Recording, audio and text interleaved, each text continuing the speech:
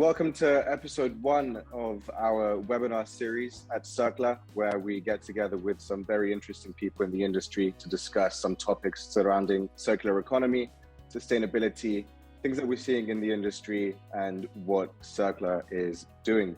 For those who don't know, my name is Bardiya Monzavi, co-founder and director of business development for Cirkla.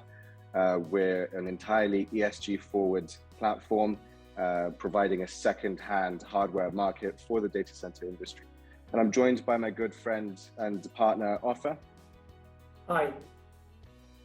Ofer is one of our regional master partners based in Israel, who we've had a very good working relationship with over the past year. And we hope to continue to do so in the upcoming years. So, thank you. Without further ado, anything else that you might want to add, Ofer, before we go ahead? Well, this is a very good opportunity to work together. I'm happy to have that in my basket to sell to customers, and hope we will do more and more business in the future. Absolutely, absolutely. Glad to have you on board. Okay, before we get into some of the discussions that we're going to introduce, I think it's good for some of our viewers to have, some context around circular economy. Obviously, we've seen circular economy as being a very hot topic in the data center industry. So it's understood that most people are familiar with it. But for those who may not be too familiar with circular economy, circular economy is a concept which is essentially, it's a model of consumption and production, which aims to minimize waste as well as carbon emissions. For example, it's in the name, it's essentially from producing the equipment with sustainable materials to, at the end of the life cycle, making sure that that product is either recycled or resold to extend the life cycle, which differs from linear economy in the sense that linear economy is less sustainable, meaning that once a product is manufactured and produced, at the end of its life cycle, it's sent to landfill and waste, which means that equipment is now obsolete. Now, within the data center industry in particular, we've seen some initiatives that are focused purely and specifically towards circular economy, such as the SADASI initiative, which stands for Circular Economy in the Data Center Industry. And what they do is they attempt to educate the market on how to incorporate sustainability and circular economy into the design of the equipment that is manufactured, as well as the design of the data center itself. With this in mind, Ofer, do you know of any other initiatives that we may be able to mention here? I think if you look on the world right now, there is, let's say, booming with the talking about ESGs, okay? And Cirkla is really fit to that discussion worldwide, because we are taking, let's say, product that could work for another years, and we're not putting them on garbage, okay? Instead of taking them to recycling, or sometimes it's also, not good for the environment, but we're going to use them as it is in some other, let's say, data center or whatever it is. Okay, so with doing that, I think I think it's good for everybody, okay? It's good for the seller, it's good for the buyer, the cost is less, and it's good for the environment. So I think it's a perfect fit. And as much as we can do that more and more in our world right now, I only can see benefits from that. Sure.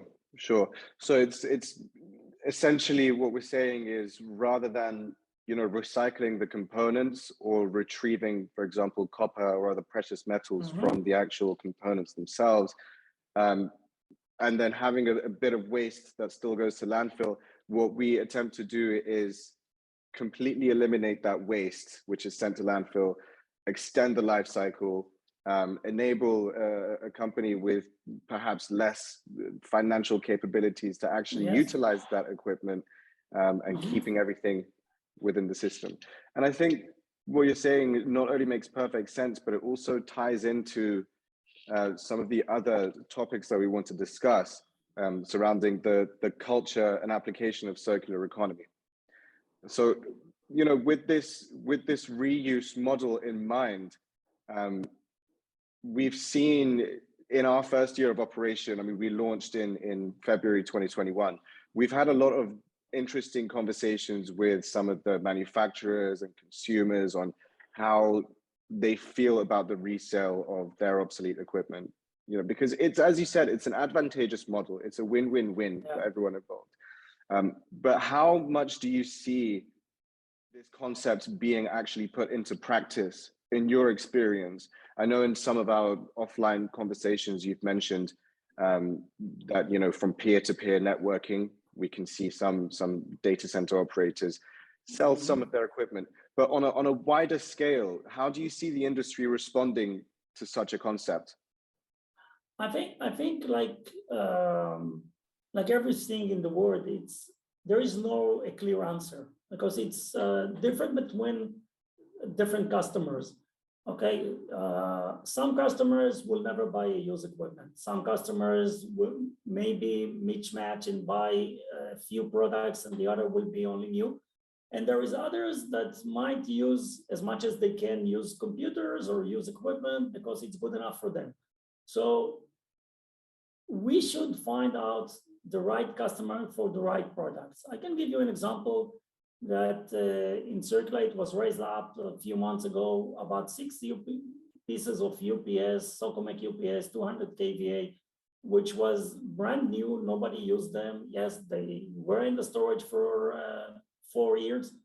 And we find the perfect match to sell it here in Israel to the company who doing business with UPS and can use them as a spare part, for instance. Okay, so instead of buying, let's say, a new parts for spare parts, they bought those UPSs and they can use it. Otherwise, those UPSs might go to the garbage or to recycling or whatever it is.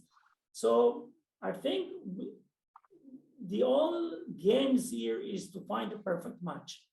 Okay, I can't say that it's always easy, but we are open doors everywhere. We are trying to speak with customers. We're trying to look for, you know, somebody to buy the equipment and to find out if it's really fit for his business or not.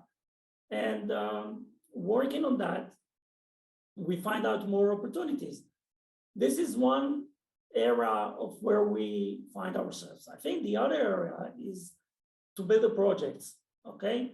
We as a consultant company, designer, engineering, we can find sometimes a place to put equipment, used equipment in the projects, okay? But there, of course, we need to works of building a project. It's not just to sell the equipment, okay? So it's differently. Maybe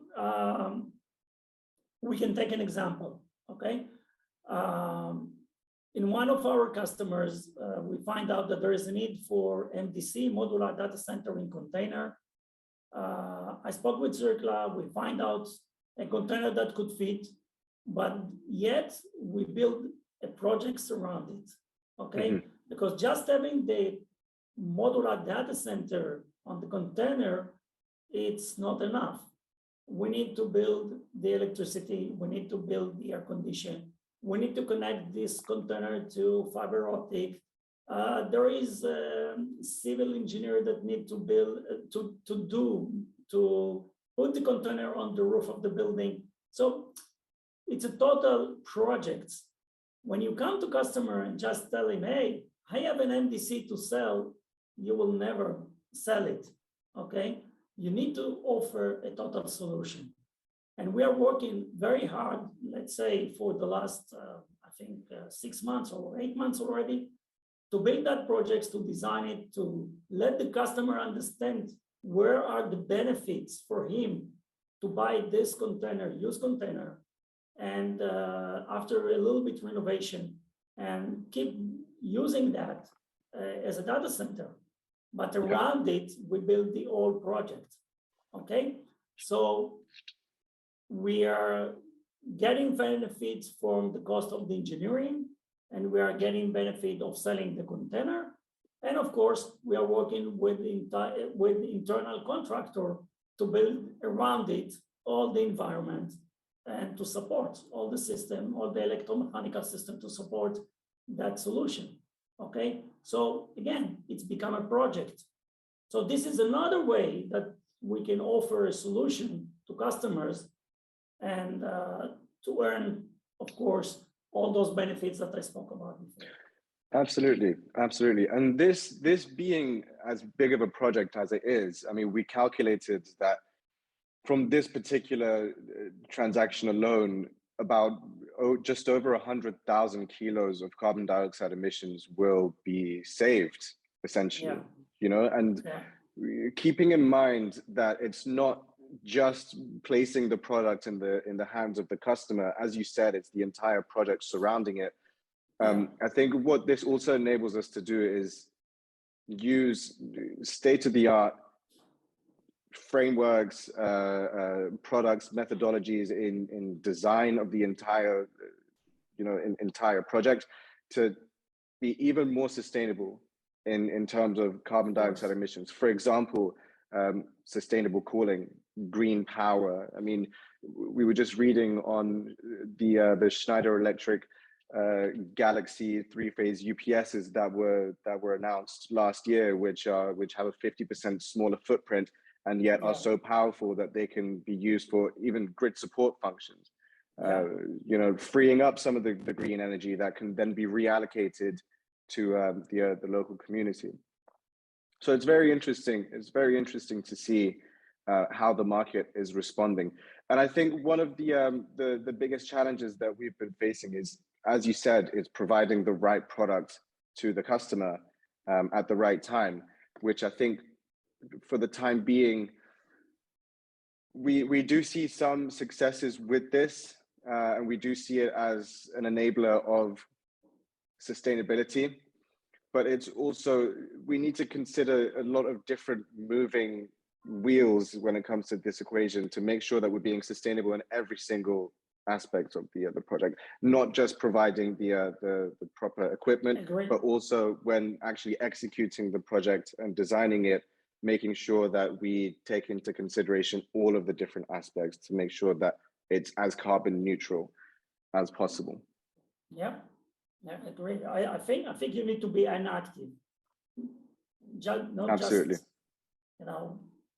it's really important. Absolutely, absolutely. But again, it's, reselling equipment on second-hand markets. It's an entirely new concept. It's something that hasn't been seen so much in the industry on a sort of larger global scale. And what we're doing is putting ourselves in line with the SDIA's 2030 Sustainable Development Goals, which is seeking to achieve 90% of industry hardware resold on second-hand markets. Now, naturally, we're placing ourselves at the forefront of this discussion. And of course, now we see that there's a lot more of a project management aspect to this in order to achieve this. I mean, what do you see that needs to be done to achieve an autonomous model for this, where it's less of a project management and more of a product allocation and product procurement of the second-hand markets? And do you see this as even being a viable model for second-hand markets? I think of course there is a market for that. You have the model, okay? You need to expose more. I think in every market or in every country, the partner need to speak and to talk with customers, not just the end user that's going to use the product. Mm-hmm. Also, they need to talk with the procurement people, with the manager of those companies, and they need to expose all the chain, okay, and all the people to the ability of buying a used equipment and for the benefits and everything. So, and that will grow up the exposure, and more than that, it is going to grow up the business. Because if you speak with the, let's say, if you are taking an IT manager and you only speak with him, most likely that they would like a new server. Yeah. Okay. But if you go to procurement guy, sometimes he can force the organization to buy used equipment if it's right for the organization. And you are sitting in the middle between those two people, those two managers, and let him understand the abilities of used computers and the ability to buy a used computer, and try to fit, of course, the solution. You can't say that it always works, but at least you have more people that you talk with, and you expose the system and the solution and the offers, you might gonna have more business. Yeah. So yeah, it's a hard work. It's educate. You need to educate the market.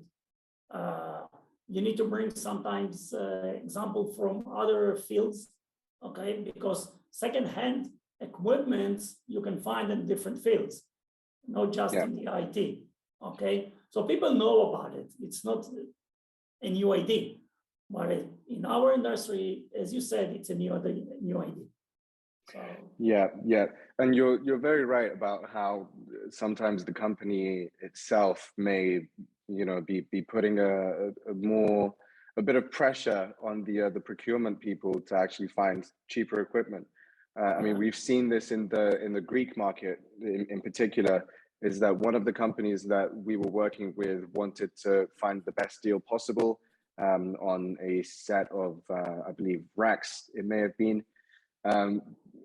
And we were able to accommodate this request, but it turned out that, so just for some context, it's understood that the Greek government has an initiative in place in order to attract investment into data centers and IT infrastructure within the region. What they've pledged is that they will cover 50% of the cost of brand new equipment. So brand new servers, brand new racks and everything. And they found that it would have actually made more financial sense for them to buy new equipment than it would have done for them to purchase the second-hand equipment from our platform. And then we also see on the other side, some different EU regulations that are being introduced that are putting more pressure on companies to become more sustainable in all of their practices. Now, what we see is also that with the technological advancements, there are servers that are working at 500% of what they used to be working at in terms of their processing power, but they're using much less power. So it's greener, it's more sustainable. But then there's also the burden of manufacturing. So it's more about how can we position ourselves to also educate the market and inform the market that it can also be sustainable to resell the used equipment. And I also think it's very interesting with different initiatives like the Open Compute project. That's also, it's great because it allows both things to happen at the same time. It allows not only the resale of second-hand equipment at very high technical specifications, but also the upgrade of that equipment to match the new processing power and yet be more sustainable. So as you said, a lot of work needs to be done. But in my opinion, I see us as being in a good starting point right now. Definitely aiding the culture change that's necessary to enable this practice. And we see a lot of happy faces in some developing markets as well, who are able to have access to really high quality equipment at really short lead times and really very phenomenal prices as well. I think also in those days when we have very difficulty with the supply chain, that could solve some problem. And I can tell you that here in Israel, actually what's happening is that one of our customers closed 4 data centers, and the company are,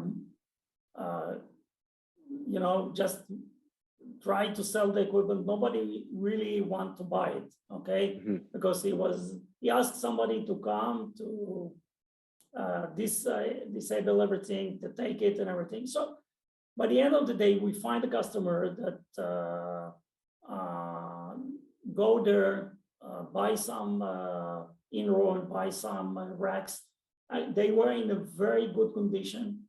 There were APC racks and APC in-row.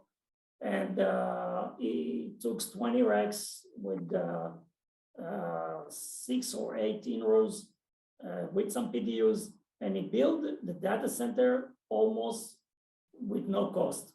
Mm-hmm. I can't say no cost, but the cost from his size was the time that he was supposed to wait till the equipment shipped to Israel. And when we checked that, it was 3 months at least. And he couldn't wait the 3 months. Okay? So for him, for instance, it was a perfect match. Yeah. Okay? He took the equipment, he pays something, it's costing a little bit to disable the data center, to build it again in his premises, and everybody happy, And exactly. And it's worked perfectly. Exactly. And this data center was built 6 years ago. So all the equipment was used for 6 years. Okay. For the in-row, for instance, what we made, we asked Schneider Electric to come to the site to, let's say, do the maintenance and operation, and of course, make sure that everything is working right. Okay, so, and we buy, let's say, from Schneider another year of warranty. We pay for Schneider the warranty, and we're covering. So those things can be done. Okay, it doesn't matter if you find somebody in your market or you find somebody that sells the equipment inside Cirkla system. The abilities are there. Absolutely. Okay? And you only need to work and find it. No, but the concept is being well received. It's being really well received by the industry. And in fact, especially this year, we've been having a lot of success in some of our partnership initiatives. We've had uncountable, I'm not sure if that's perfect English, but a lot of different inquiries to actually become partners with Cirkla. And in fact, we've just signed 4 new partnership agreements in the past 2 months alone. So slowly it's being adapted. Once people start to see, once the industry is able to recognize that there are more benefits than one to using a model of second-hand hardware markets, it's not just the fact that it's cheaper, but it's also much quicker. The lead time, the amount of time that it takes to actually properly implement the equipment and integrate it into the site is basically as long as it would take to ship the equipment, if that makes sense. So the lead time is slashed, and also there's a huge sustainability advantage to it as well. Reducing the burden on manufacturing. If the product isn't needed, why manufacture it? Reducing the waste that's sent to landfill. I mean, we always say there's 50 million tons of e-waste being generated every year, and not enough of it is being recycled.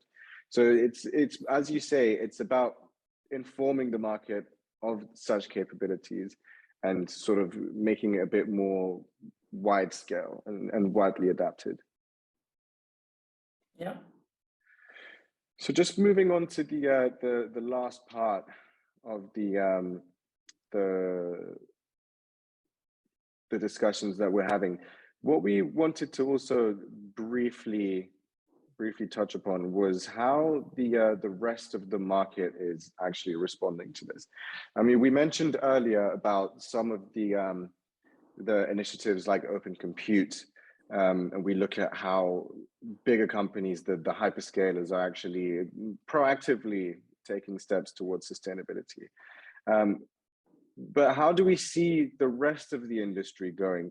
I mean, just as an example, just thinking out loud, having read the CBRE Greener Path report, what I've been seeing is that there's a lot more focus from data center consumers and users towards sustainability right now. And in fact, sometimes the end user wants there to be a sustainability clause in the actual agreement that they sign.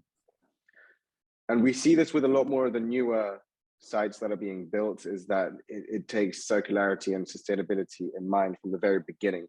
But mostly we see these in some of the medium to larger companies.